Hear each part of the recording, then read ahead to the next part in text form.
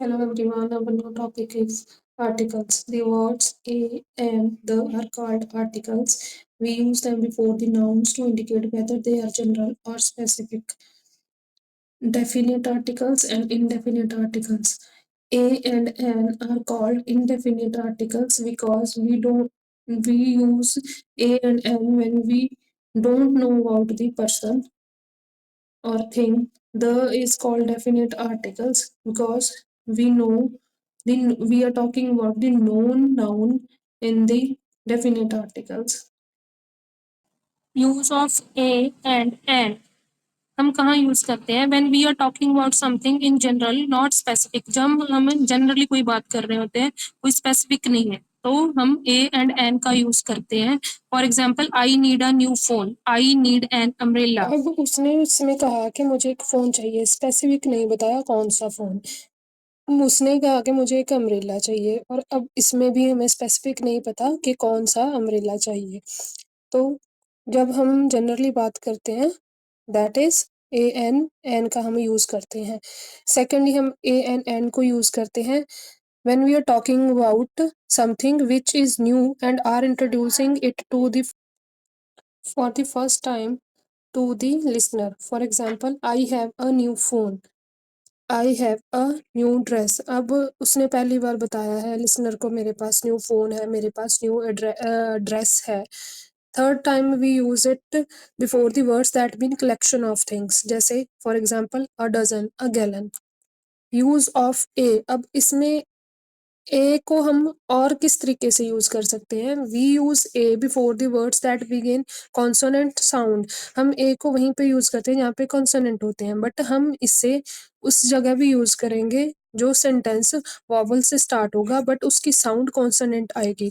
जैसे for example a river, a book. अब are and book का बी है जो कॉन्सोनेंट है, बट यूरोपियन में ई है हमारा वॉवल है, बट आवाज कॉन्सोनेंट की आ रही है तो हम ए यूज करेंगे।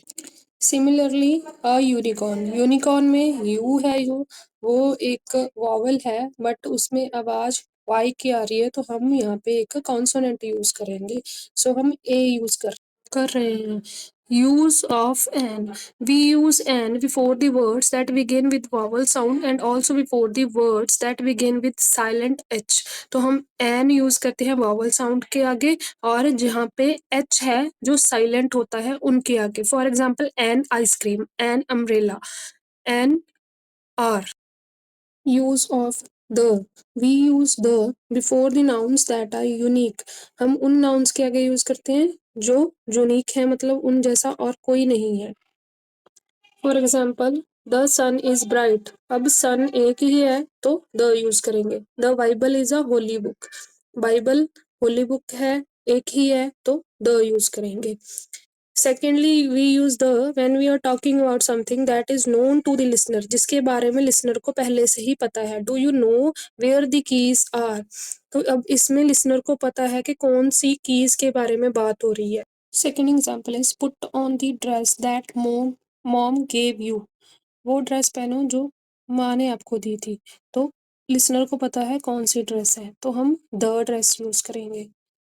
Third one, to prefer the time period, अब हम अगर पास्ट में बात कर रहे हैं तो हम द यूज करेंगे।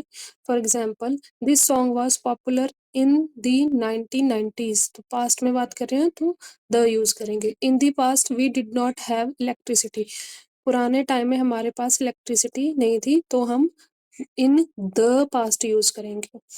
Next use of the, before the names of the rivers, oceans, seas, mountains, mountain ranges, countries with plural names, or those that contain the words republic, kingdom, or states. For example, the Nile, the Netherlands, the Indian Ocean, the United Kingdom. Let's do the exercise. First is, are you coming to dash next Sunday.